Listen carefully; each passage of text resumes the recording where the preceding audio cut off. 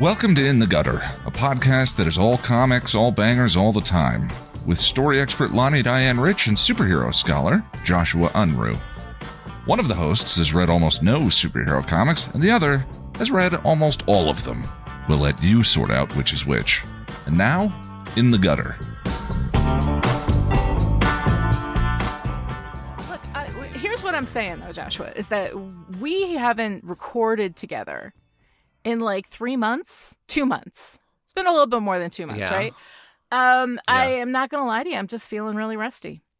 I'm like double checking all of my settings. I'm not even 1,000% convinced that I've started recording an audition. Okay, I have. No, you're right. And what's more, a big chunk of the couple of months that we haven't recorded, I have just been like checked smooth out. Yeah. Like I've been on vacation. I've had holidays.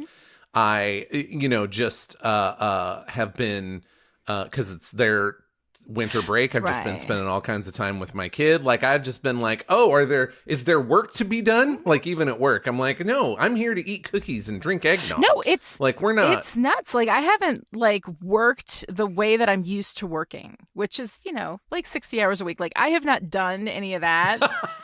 For like such a long time that I feel so out of the groove. And I mean, I've been podcasting for 15 years. Like if anything should be second nature, it should be this. But I'm sitting here staring at this microphone being like, what is this? How do I do this? Where's the Zoom? What do I do? Yeah. It's fine. Yeah, no, I mean, I don't have 15 years, but when I was, recording 3 shows a week, 2 with co-hosts and just 1 by myself, I was like, click, clack, let's do the thing. Yeah. And now I'm just like this dilettante who just swans into your shows. Well, it's so funny because spreads fairy dust and glitter. And you do. You are full of fairy dust and glitter.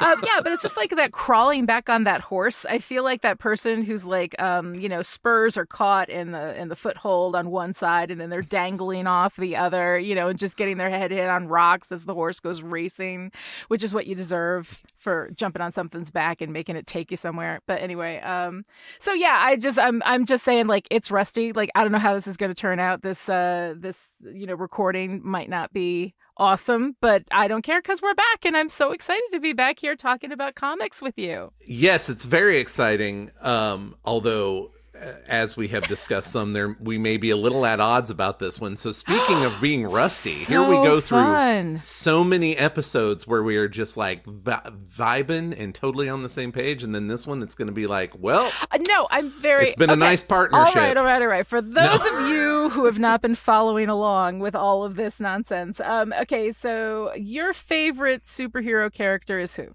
Patsy Walker. Hellcat. Patsy Walker, Hellcat. This is something that you have been telling me since the days of Listen Up A-Holes, since we were doing Jessica Jones and talking about Patsy Walker. Since Jessica Jones shat all over her legacy, yes.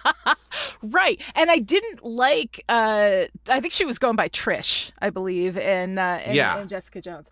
And I didn't like her then. Like, I liked her okay in the first season, second season, not so much. Anyway, all of that to say, we have been building up this entrance into, like, Hellcat territory for, like, a really long time because it's your favorite. Part of the danger of that, right, is that, like, is a place that we've hit where maybe I don't see the brilliance that you see as we're doing this. So like I've only read 2 issues. We're going through those now. We've still got 3 more to go in this arc.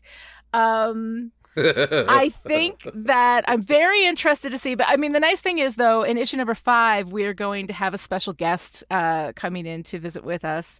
So I'm very excited about that. We will be talking about that later on as we get closer to talk about it with us. So you may have somebody on your side. It may be 2 against 1. I swear to God.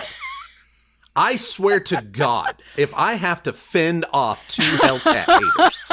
You know what? I believe that you can do it. So tell us a little bit about what we're going to be reading for these first 5 episodes of In the Gutter Season 2. We're back. It's Season 2, people. Very excited. So our first 5 episodes of Season 2 will be the 5 issues of Patsy Walker, Hellcat. And let me just say as an aside, I got to do that because there's been Patsy Walker, Hellcat. There's been Patsy Walker, a.k.a. Hellcat. Oh. This one is specifically Patsy Walker, Hellcat. Quick question. I'm sorry. I don't mean to interrupt you. Except that, like, is the difference like that as significant as, like, the Amazing Spider-Man versus the... I don't know, what are the other different kinds of Spider-Man? No, they're... Yeah, they're...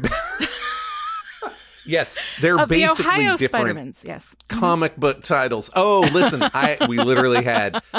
I wore... Not the one... I have multiple Superman shirts, you'll be shocked to know. I wore one of them to the office this week, and one of my coworkers who thinks she's hilarious, hi Nikki, she is hilarious actually, but she kept calling me Super, like that was my first name and Man was my last name, and I'm like, it's not like he's Mr. Superman or Mr. Spitterman, Mr. Iceman down the road. It's one name like Cher or Madonna. God, okay, come on. Anyway, I digress. Yeah, they're all different titles, right, like publishing titles. Patsy has rarely had a regular book going. She's always been more of an... We'll talk more about this. I have kind of a, some history for you. But she's always been more of a... there used to be a lot more books like Marvel Spotlight where you would get a Hellcat story mixed in with other people's stories. She was in the Avengers for a long time. She's been a supporting character in She-Hulk and more recently in Iron Man. I'm not discussing it because they got engaged and fuck that shit. And but in this case, each one of those is basically a different like publishing title. That's why I'm being kind of specific. So is it a different universe version of Patsy in each of those where the history is wiped clean and we're starting again? No. Okay, so all of that history is consistent between colon, aka, and comma? Okay, yes. That was my question. Yes. Yes. Oh, I'm sorry. I misunderstood. No. It's easy to misunderstand because there's a lot of stuff going on. And if I'm not clear in my question, it's very easy to misunderstand. Yeah. So this one in particular is, and there may be another layer of confusion because the story that we're reading is Snowball Effect, and it is bundled into the same collection as another Hellcat story called The Girl Who Would Be You. So the link that's in our show notes is going to be to that total collection because I don't know of another way to get Snowball Effect other than that, unless you go find individual issues. It's technically the second story in this collection. I like the first one, but this is the one that really made me like go from being aware of Hellcat and liking Hellcat to loving Hellcat. This was really the one that did it. This is the story arc that made you the fan that you are today. Yeah. Awesome. Like I have appreciated her for reasons that we will get into, like for meta reasons, and I've liked her when she was kicking around the Avengers, but for whatever reason, I picked this up in individual issues, and I was just like, well, that's it. I love her. I love her forever. That's awesome. We'll do a little bit of credits, I think, right now before we jump into it. So just to deal with this will be the same team throughout all 5 issues. So check your show notes from here on out. But we have Catherine Immonen as the writer, David LaFuente as the artist, John Rausch as the colorist, David and Natalie Lamphere as our editors, and Stuart Immonen as our cover artist. And yes, those Immonens are related. They're married folks. So let's just get into the summary so we can talk about all the goodness that is Patsy Walker, Hellcat. Let's do it. In Snowball Effect Part 1, we begin with Patsy helping her neighbor during a dress fitting. On literally the first page, she declares, "It's magic." And while we're talking about the dress here, make no mistake, that's going to keep being true. Iron Man dragoons Patsy into the 50-state initiative and sends her off to Alaska to just, have a look around and stuff. Seriously, that's Tony's big plan for making Alaska feel like it's a big part of the USA. Anyway, Patsy flies to the tiniest town, meets some big hunks of men and some lechers, and then takes off into the frozen north to do what she does best: look for and find trouble. Out on the terrible tundra, Patsy stumbles into some gigantic polar bears with antlers that also talk. She fights one until its skin bursts into glitter, and the other until they fall off a cliff and into the tentacled maw of an whole other creature. 2 Inuit women look on, declaring, "She'll do, I suppose." I think that person's like Lonnie's stand-in for this story. And then they say some other mystic shit that will eventually all make sense, more or less by the end of 5 issues. All right, good. I think we should start with your response to this. because this is the first issue, and we're just kind of getting into this new arc. And I'm curious, like, when you read it the first time, do you love it more now reading it the second time, knowing how everything's going to turn out? Did you immediately fall in love with it the first time that you watched or you read it, or did it take the whole arc to get you?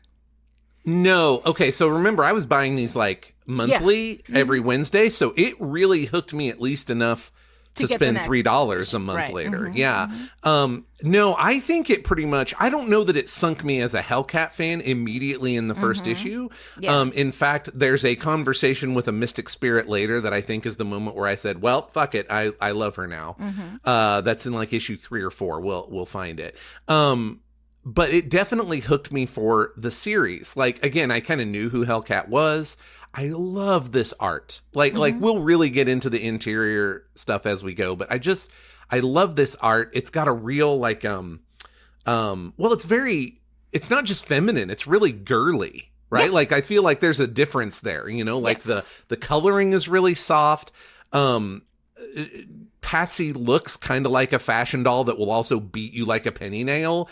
I mean, like I pretty much think, and again, I'm coming to realize I'm an absolute sucker for anybody who's got the moxie to put the sort of thematic through line of their entire run on the first page. This is not my favorite example of this, but it's pretty high up there. And the fact that it's Patsy in this incredible fashion gown just declaring it's like a full page, it's magic. I was like, yeah, you got me. The spell is cast. As an aside, I don't want to go down this rabbit trail too far, but in case anyone's wondering, and I feel like you'll care about this, my number one best first page for this is the theme and through line of the whole series is Grant Morrison's run on Batman. Where on the very first page, Batman and Robin it's a full page. It's scary red sky. Lightning is striking. They're in like a really great silhouette, and Batman is screaming, "You're wrong. Batman and Robin will never die." Oh. So that's my number one. I just want to I didn't mean to be mysterious. That's the number one with a bullet, but this is very high up there.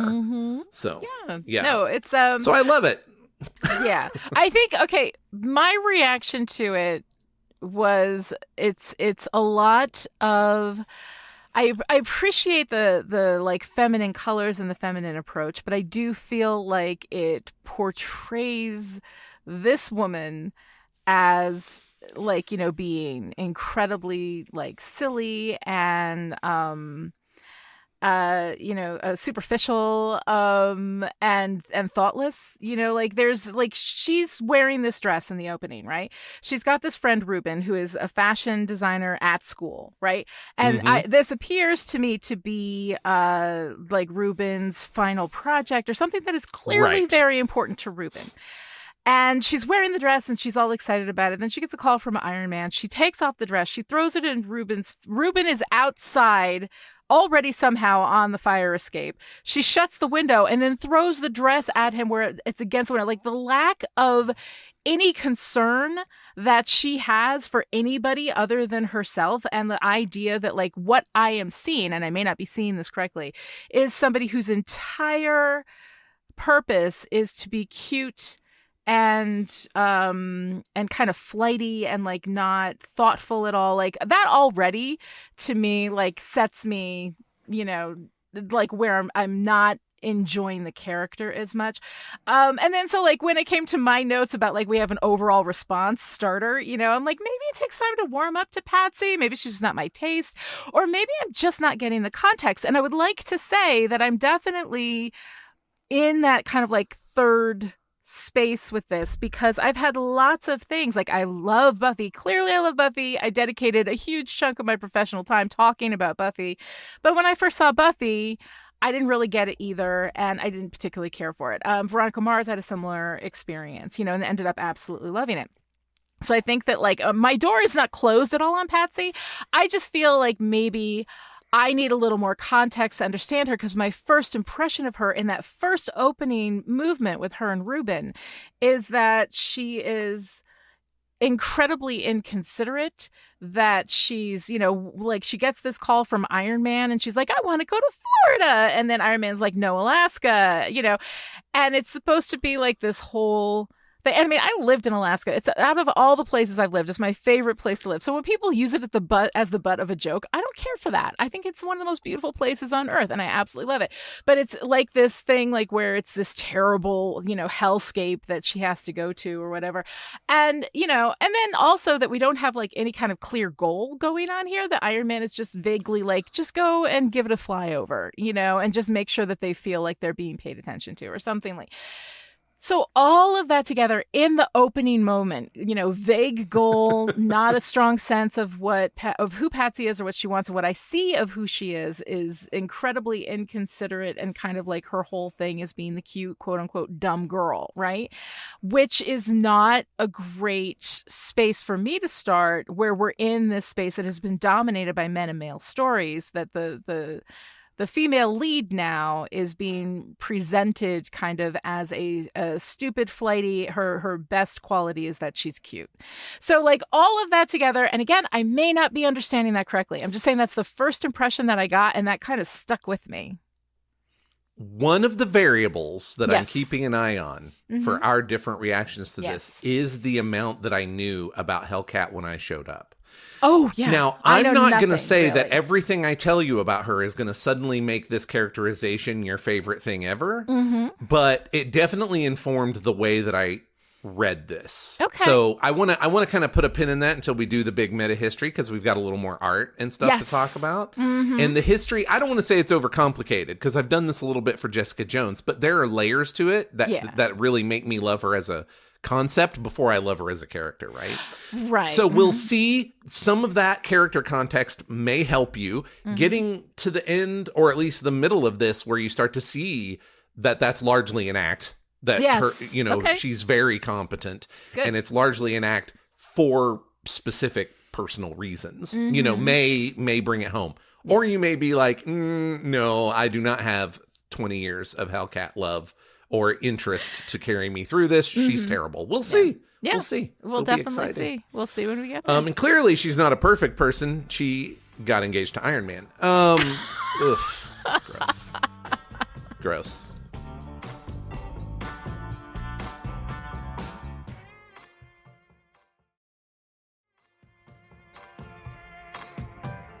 Okay, so first of all, the cover artist is the spouse of the writer, but the interiors are very, very different. So there is actually unlike both Justice League and Captain America that we've talked about, where the interior artist is also the cover artist, usually, right? Epting did most, if not all. That won't always be the case through the whole run, but through that first bit, I believe Epting was doing the covers as well, and then Porter was also doing the covers on Justice League. No disconnect between the cover and the interior. Really huge difference here, though. I really like it. I think that the cover is great. It's not super exciting, but it's like real tight on Hellcat. And if you're going to, and it's incredibly well drawn. Eminem is a great artist, great draftsman. And if you're going to do anything that's like, hey, buy a damn Hellcat book, like you could do a lot worse. Well, I like, and I like the art overall, definitely, for this. I love that the colors are very bright and happy. I love that there is this, really fun energy. Like that's one thing. You gotta hand it to the art, being able to get across this incredibly high level of energy that comes with being Patsy, right? Yes. With being Hellcat, is that there is this, this like enthusiasm for everything that comes through in the art. And I really appreciate that. Like, I love enthusiasm. It's one of my favorite things about anything. I love talking to people who are enthusiastic about something, even if I don't know anything about it and have no interest in it. I will by the time I'm done talking to them. That's like my favorite thing, is other people's enthusiasm is like my favorite thing. So being able to see that level of enthusiasm, I mean, especially because, we've had a little bit of, we had some like kind of dark, muted tones when we did Cap last year, And we moved into JLA, which was, hugely colorful, but also like had some like darkness like in the story itself. And here we have like bouncy, happy, fun, we're going in, we're going to have ourselves a romp. And so I do really appreciate the way that comes through in the art. And the one thing that I absolutely loved, I think, the most, and the art that is like specifically drawn to delight me, right? Are the panels where she has these fantasy ideas, right? Seeing Ruben taking musical botany and paleo theater. She imagines being in Alaska with the beast. And there is something about that style that, like, that is a poster I would put on my wall. Like, I love it. Yeah. I love it so much. And again, I love when artists have particular styles for particular kinds of things that once again gives you this visual cue as to what we're doing in that moment and how that is different from the regular stream of the story. So like I have to say that was like one of my favorite things was like seeing those beautiful, I mean, just gorgeously drawn panels of fantasy world for Patsy. The interior art is so energetic. It's so dynamic. And you're right. It really does. Like, that's one of the core characteristics of Hellcat is when Patsy shows up, she's 100% committed to whatever we're doing.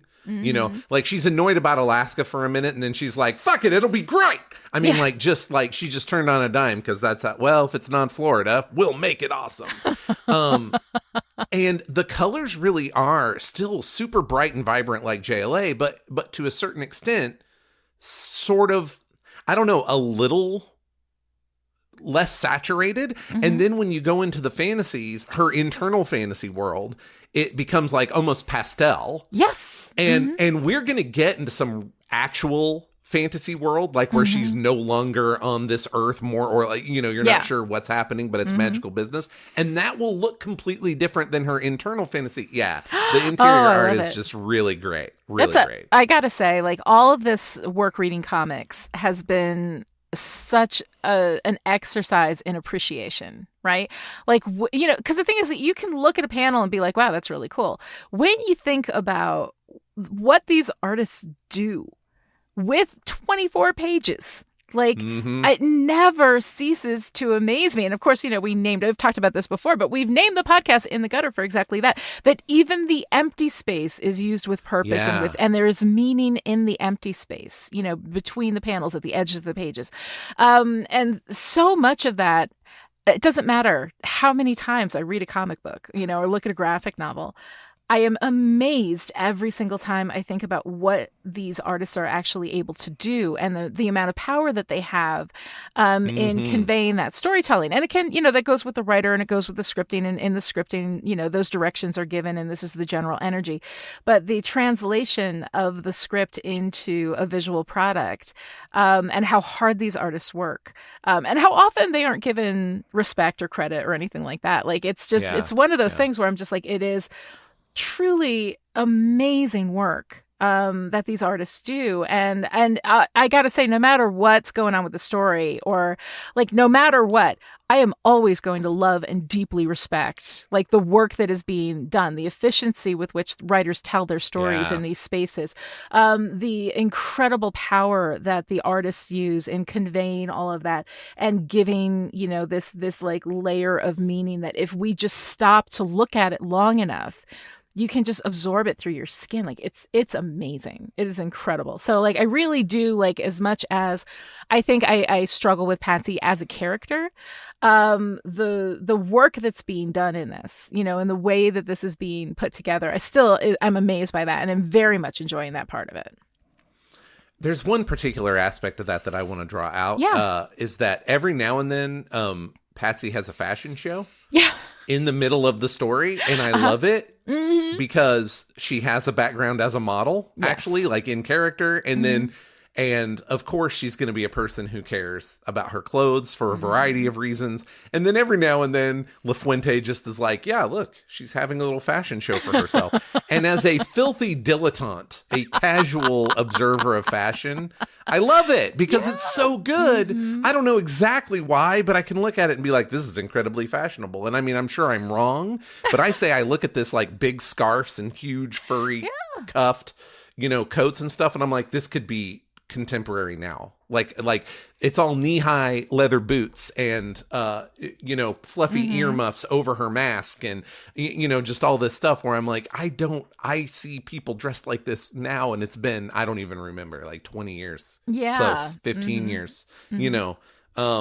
So I love when it randomly devolves into a fashion show. Sailor Moon does that every now and then too, and it's just like, hell yeah, this is what teenage girls were wearing in Japan in the 90s, and I love it. So. Oh my God. Yeah, no, it is. It's really beautiful. And I do appreciate all of that kind of visual work that goes on with Patsy. But as we get into our story spaces, one of the things that you were going to provide is like a little background, a little history on Patsy to maybe give me the context that I need to truly appreciate her and her story.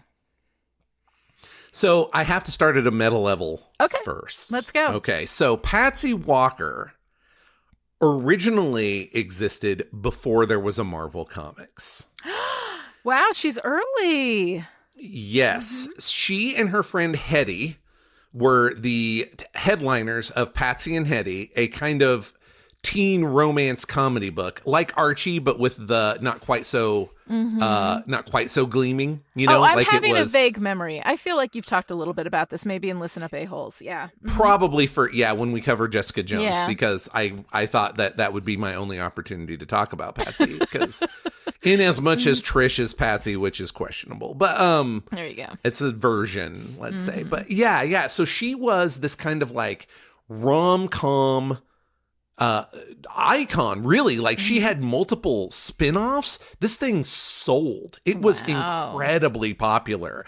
At one point she graduated high school and went off to college, and they were doing a book of her and Hetty in college and a book where they were still in high school, and just were like, yeah, these are like the untold like there was no continuity worry. It was just like, do you want young adult or do you want new adult? Right. Or so she existed in that space. Oh, they had I feel like they had a spinoff with their stupid boyfriends. And I mentioned this specifically because Patsy's stupid boyfriend is going to show up repeatedly. All right. So they existed before Marvel Comics, okay? But it was an in-between space because towards the end of that era, those books got Marvel stamps. Okay. It was real, like in between. They are the only, I believe, timely comic to also be printed with a Marvel stamp. So, and that's how popular the Patsy books were. They were legitimately like kind of barn burners, not just for their genre, but like for comics as a whole. So when you've got a bunch of people writing early Marvel, these are people like Stan Lee wrote issues of Patsy and Hetty, so when they introduced Patsy Walker as a character in the Marvel Comics, it was like this bit of continuity. Like, is this the same Patsy Walker? And the answer is kinda, because Patsy's mom is terrible and licensed her likeness, her daughter's and friends' likenesses, to create this little media empire. So the Patsy and Hetty comics existed in the Marvel universe. She's actually famous. Yeah. Now they did this with like a kind of a Disney Channel 90s flavored show sort of with Trish, which I thought was a good update. That made a lot of sense. But for comics in like the 60s and 70s, it still made sense for her mom to have leveraged them into these like funny romance books, So Patsy's been famous her whole life and kind of low-key hated it, especially because her life with those friends did not turn out the way that it did in the comics. She hates her mom. For exploiting her. Hetty is best frenemy, even as adults. I love that reimagining of all of that. That is man, cool. it's so good. It's so good. Like at one point, Hetty's straight up the antagonist because something happened to Patsy's mom, and Hetty inherits the media empire. And Patsy's like, I goddamn hated it, but I'll be damned if somebody else owns it. What do you mean a theme park, Hetty? No, we're not doing this. It was fantastic. And her boyfriend, Buzz, became her shitty ex-husband, Buzz. Her first of two shitty ex-husbands, I'll point out. And I love both of them for completely different reasons. Buzz is terrible.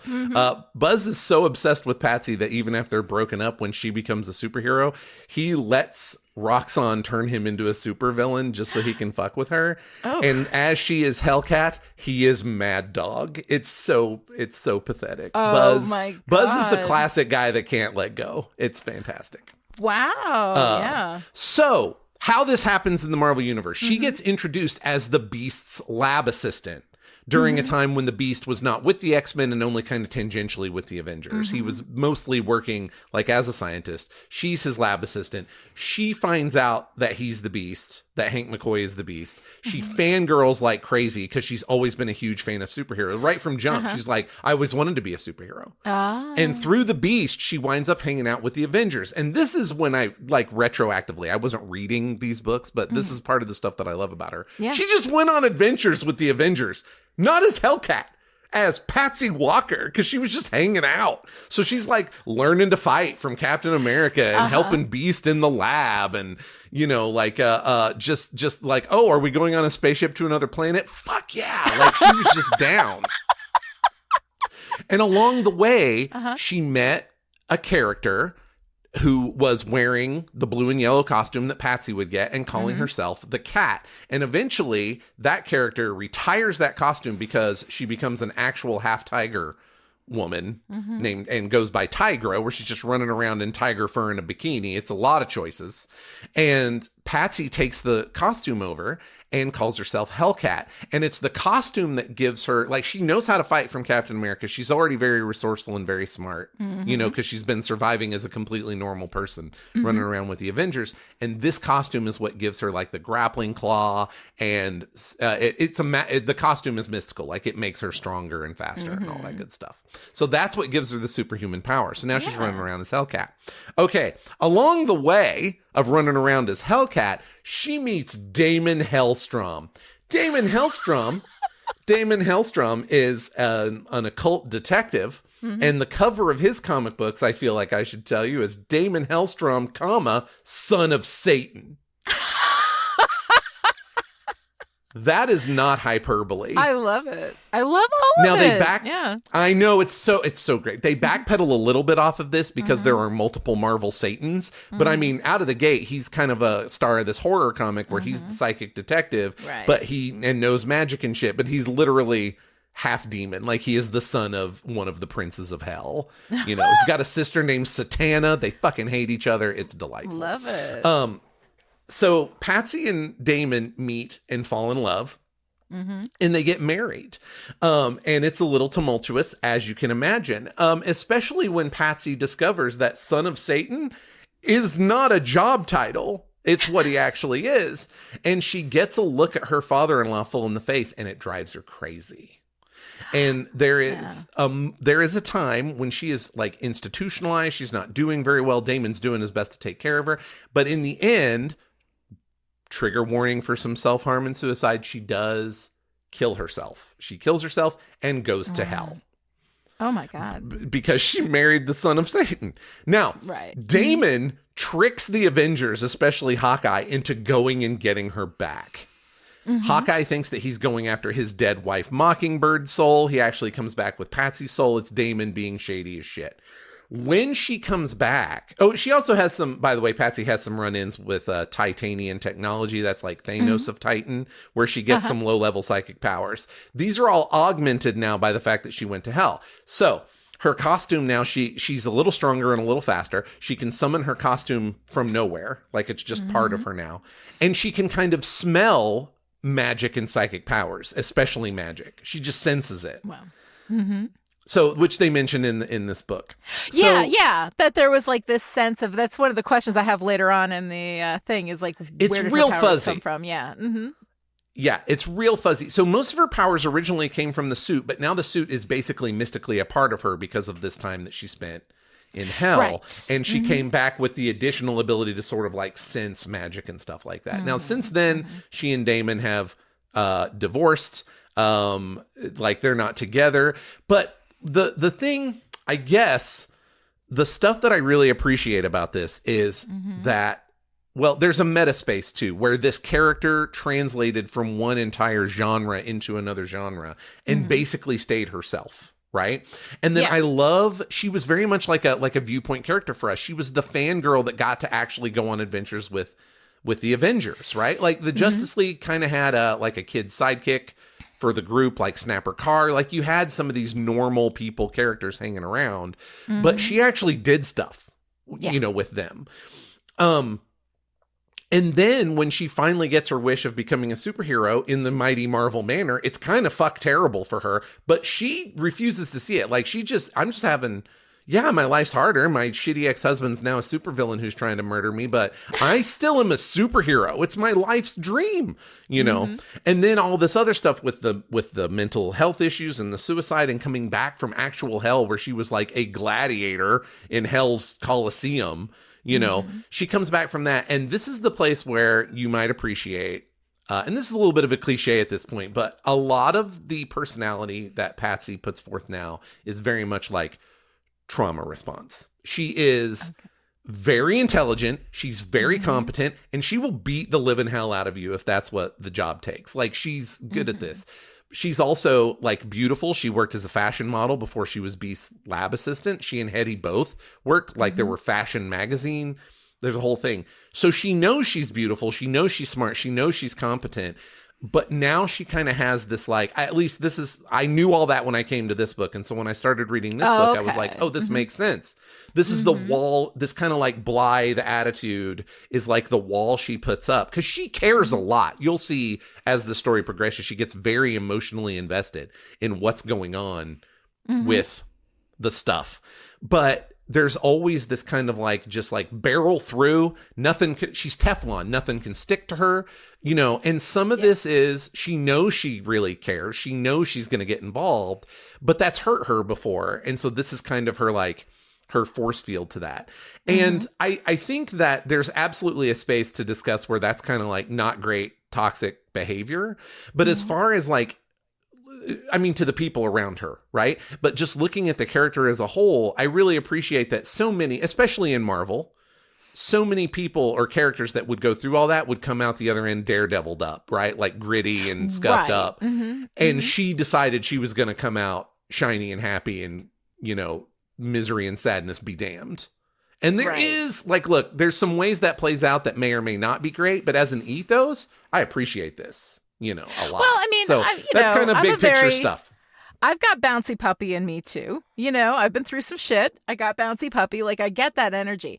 And I'm here for it. And the thing is that everything that you just described, like, I love. Like, I love all that. I think that sounds awesome. I love the fact that we have this, like shift into the meta world, where she actually becomes, her own false history, like all of that stories and lies about her. And then she's dealing with that. So I love all of that. In this and I had some of that context because you had discussed it, way back when, but you discussed a lot of things and I don't remember shit that happened to me yesterday. So like, some of that, like as you were talking about, no, you have a lot of knowledge, and you shared a lot of that knowledge with me very generously. And some of it I have forgotten, definitely. So a lot of that I hadn't remembered when I went into this, and I wanted to go into it. Just the only thing I really remembered about Patsy was the stuff that was in Jessica Jones, and I didn't particularly care for her in that, portrayal. And now that you're telling me this, I remember these stories from when you were talking about her before. But in reading this, what I saw was, and I actually have the heading in the notes, is Patsy a terrible person? And then I lay out all of my evidence in the first issue. Yeah. Why I think this may be true. Part of it is because, like, as I stated before, the way that she treated Ruben, her neighbor, where she's clearly doing him a favor by trying on the thing and everything, but then just like throws his final thing at the window that he is shut out behind, and it lands on the floor. And that kind of lack of basic consideration for somebody who is supposed to be her friend is supposed to be like, when that kind of behavior is labeled as, aw, it's cute because she's pretty, that is not a good look for me. Like, I don't really appreciate that. She goes to Alaska. She's like, just drop me here, right? You know, then she wanders into a bar. She insults and minimizes the locals. She hits one of them and knocks him out. Her claim was he was asking for it. Doesn't really feel like it justifies assault. She has the power in that situation. He's drunk. And yes, is he being lecherous? Sure. Is he? But like, she outright assaults him and throws the thing at him and knocks him out. And yes, he's gross, but like, also you have the power to walk away in that situation, but also it's one of these things where like, isn't it cute when a woman hits somebody? Like, that is also a trope that I'm not a big fan of. And then when she gets this guy who she calls Trapper John, does not bother to learn his name. He drives her out on this snow machine, right? Out into the wilderness. There are the bears there. She just tosses the snowmobile guy out into the snow, leaves him there, starts fighting these bears. All of it feels incredibly frenetic, and it feels like there is absolutely no room in the world for anybody who is not Patsy in that moment. And I find that behavior, when that behavior from especially pretty white women is treated as though it's cute, that is something that rankles with me. Like, that's not, all of the stuff that you're telling me about Patsy and her resilience and what she's been through, and even this being a trauma facade. Like, okay, I'm not seeing any of that here. And who she is on the page here without that context, and even a little bit with that context, because I don't care what you've been through, like, to treat everybody like they are not even a secondary character in your world, but like a nothing, like useful for whatever they're useful for, and then that's it. All of that feels to me like a character that I'm really super gonna hate. Yeah. Okay, so I feel like some of what you have said is spot on with this issue, but I feel like there are some details that were escaping you. Definitely. Because so starting at the beginning, the throwing the dress is not great. I liked the cell phone bit a lot more because the cell phone bit felt like a thing that somebody would do without thinking. I always keep my cell phone in my bra. I mean, I don't personally, but this has come up in my life a lot. And then it's bunching up the dress in weird ways. That feels like a low level, thoughtless, like it wouldn't even occur to you. The cell phone thing didn't bother me. The throwing the dress is not great. Now, I want to say those locals were shitheads to her before she said anything to them.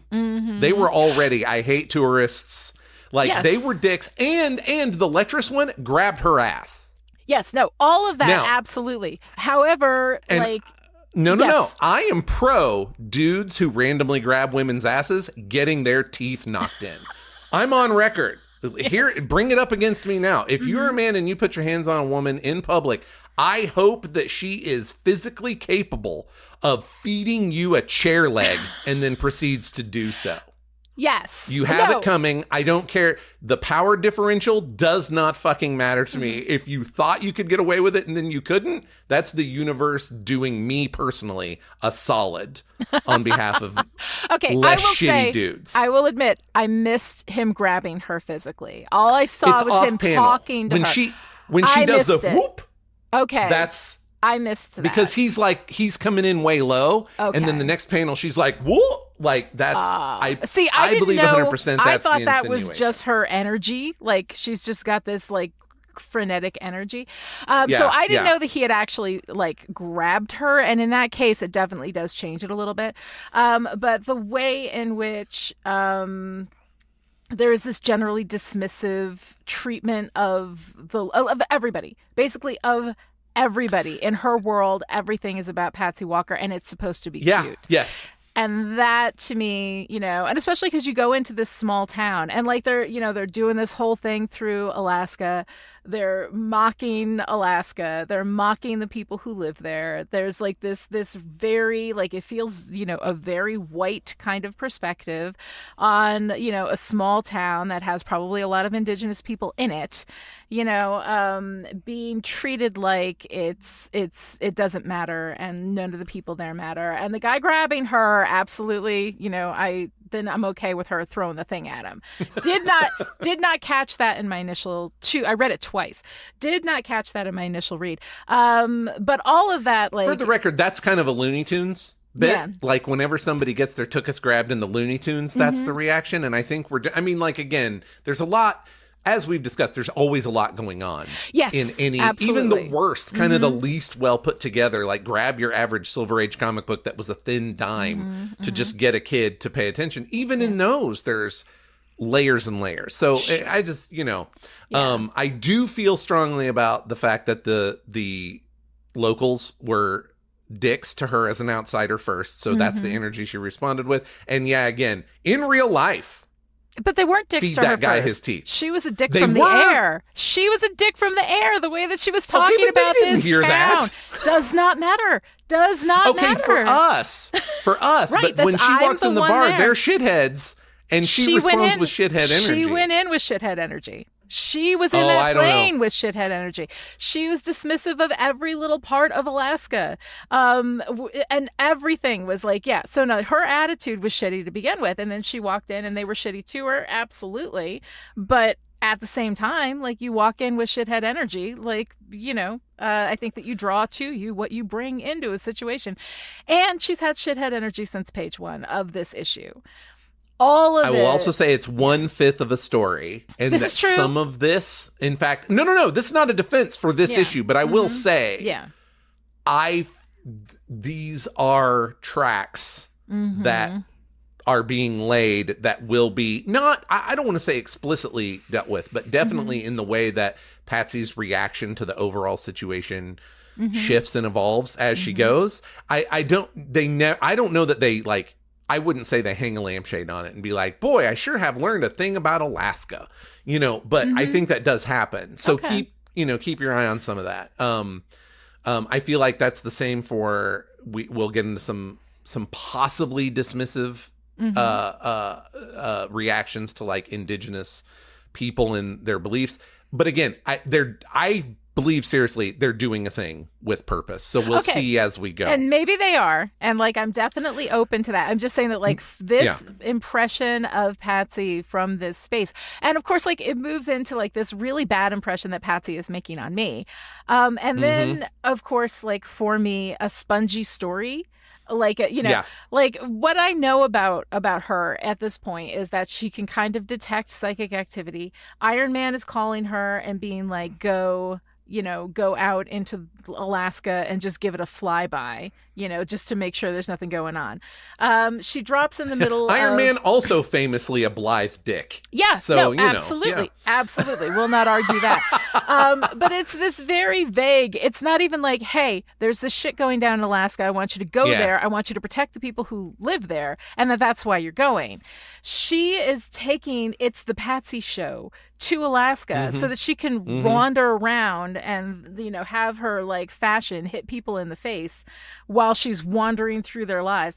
And then, like, this guy does her favor. I mean, she pays him a lot of money, but takes her out. She dumps him in the snow, like a regular, from what I can see, regular dude who mystical bears are going to kill him, dumps him off, starts fighting with these bears, ends up in the maw of a sea monster. And I'm like, what the, like, I like, all of it is so, and there's no specific goal. There's nothing she's specifically going after. At the end of this story, I know she's fallen like ass backwards into something, but I don't know exactly like what or why or how or what. And she's just being sent there as an afterthought to begin with. So it's not even like they knew this was out there and they wanted her to go and help people.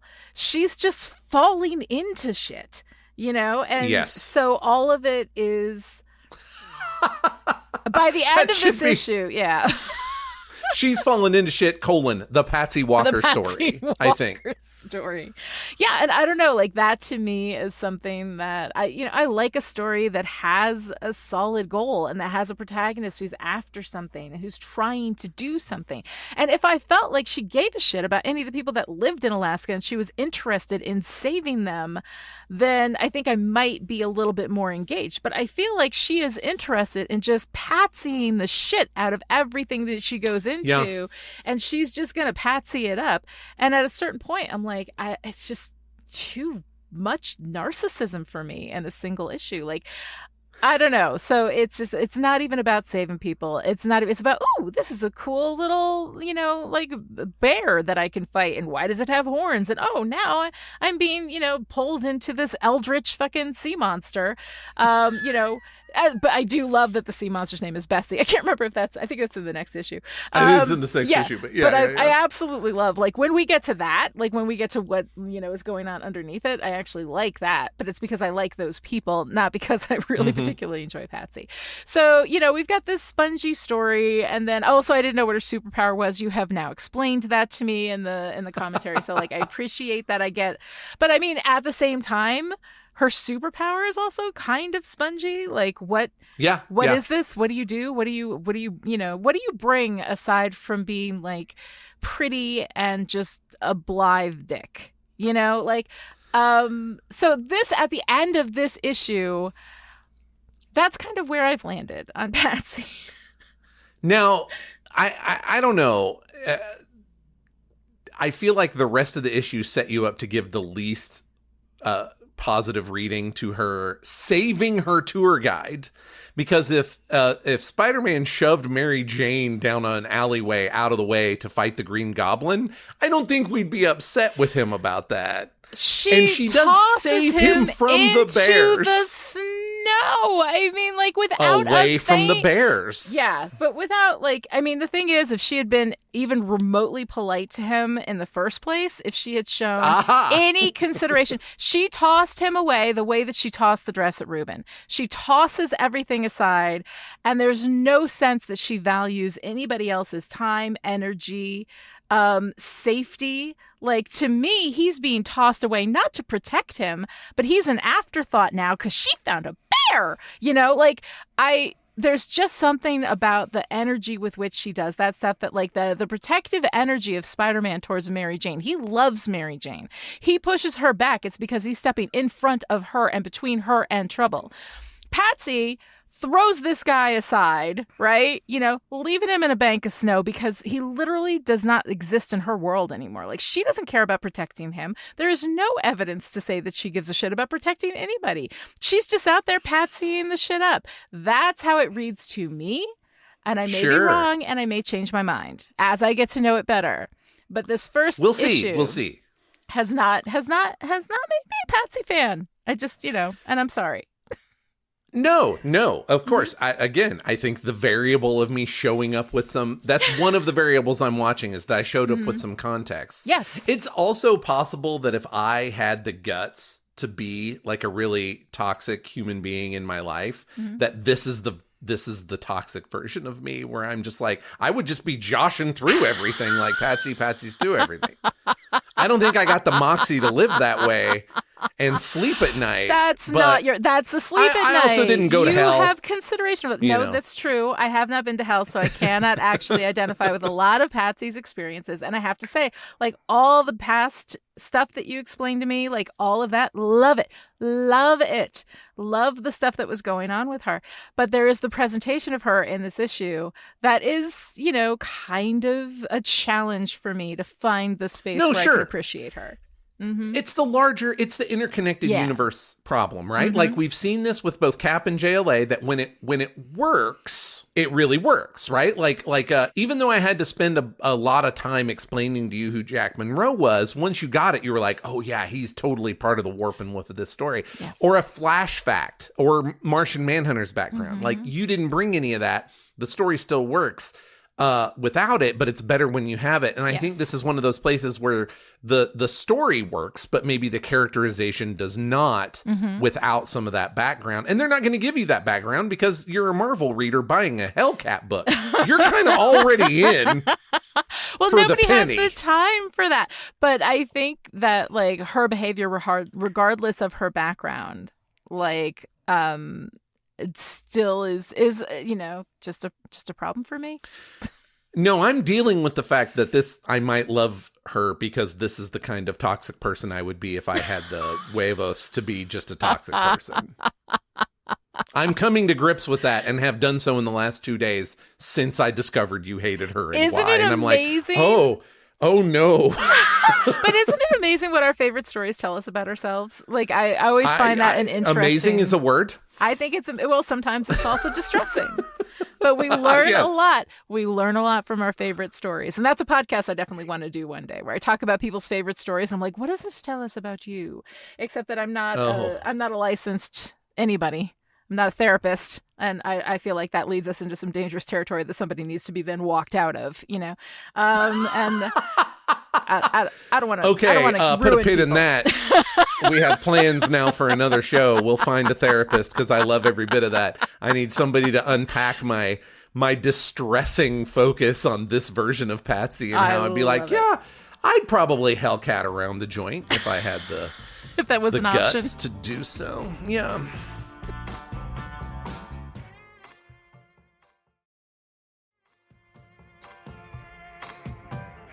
Okay, as always, we're entering the favorite part of our podcast where we talk about our favorite part of this issue. And for those who maybe have not joined us for season 1, we split this into 2 areas: favorite art and favorite part of the story. And they're not, again, for all my comic book loving friends, they're not really separate. Yeah. Right. But at the same time, it's not the story is the art is the story.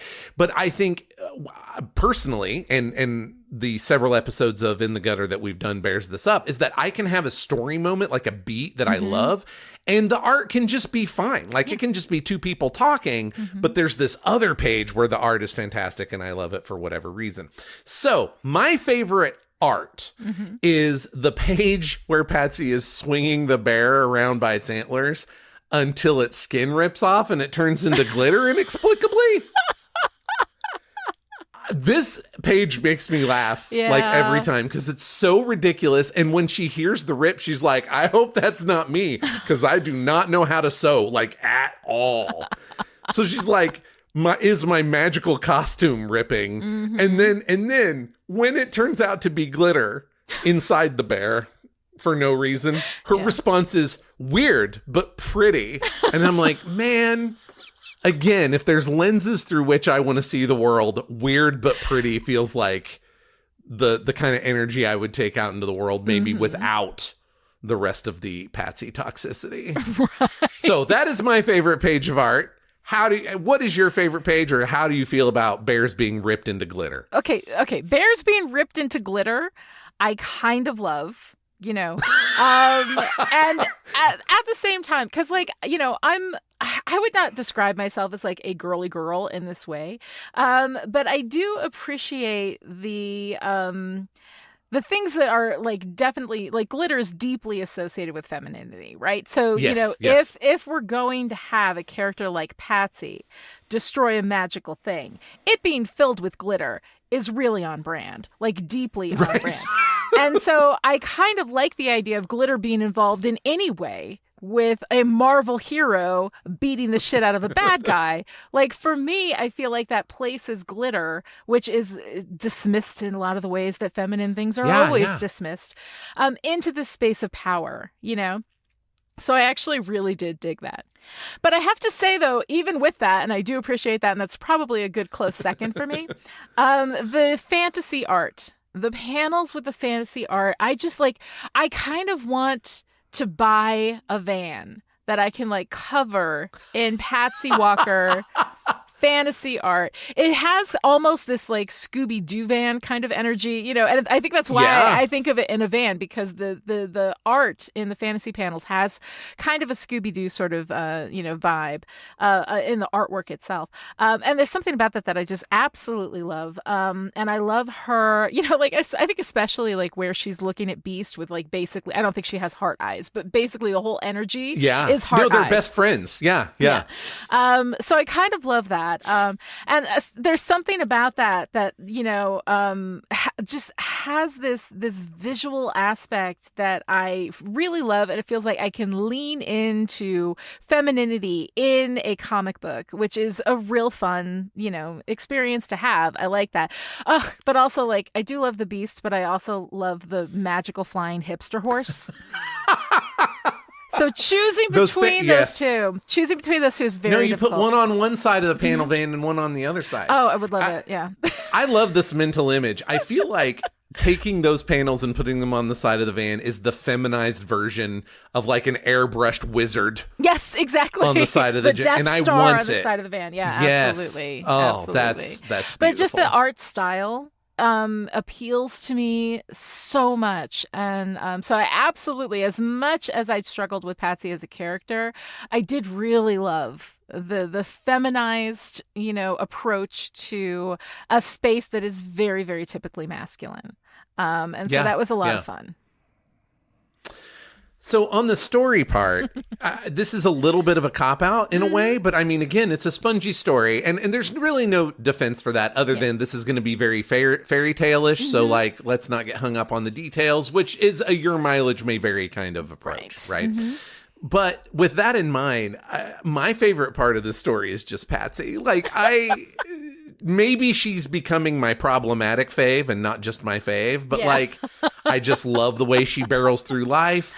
She knows she can handle successive frying pans into successive fires, but she just does it anyway because she can handle it and is not going to let it get her down. She's having a good time. Even when she gets annoyed in future issues, it's like a fun kind of annoyed. Like, all right. Like, let's get. The Patsy energy that comes through the art very much, as we've discussed, is she's my favorite part of the story. Like, my favorite part of the story is that there's a whirlwind of shit going on around Patsy and that she's the source of it. Hurricane Patsy. Well, I love that. I love that you love that. And I think that that's great. I don't know like what happened in this issue. So I'm not quite sure how I'm qualified to answer that question, but I guess it's like the phone call with Iron Man, like as much as that could be an inciting incident for everything that happens. I mean, that is, this is where it starts. This is where the Hurricane Patsy starts running through Alaska. But the call from Iron Man, where he is, kind of dealing with her in a way that feels like he gets her, he understands what he's dealing with. And so it was, it was fun. I always appreciate the when the text of the word bubble is personalized to whoever is speaking. And so we have that very Iron Man text, popping into the page. And I think probably that was my favorite part of the story, I guess. No, I appreciate that. And there's inklings of Patsy's general half-assery in that conversation where she answers the phone. Oh, hello, Irene. Yeah. But then later she just says, ooh, is it a team? Is Beast on it? Right. And Iron Man's like, how come I get a code name? Right. And he's just Beast. Why isn't he like Beastatress at least or something? I love it. Yeah. You wanted a secret identity, Walker. Fantastic. Yeah. Fantastic. We'll be back next week with Patsy Walker Hellcat #2, Snowball Effect Part 2, in which Patsy lands herself in the middle of a mission to save a missing princess.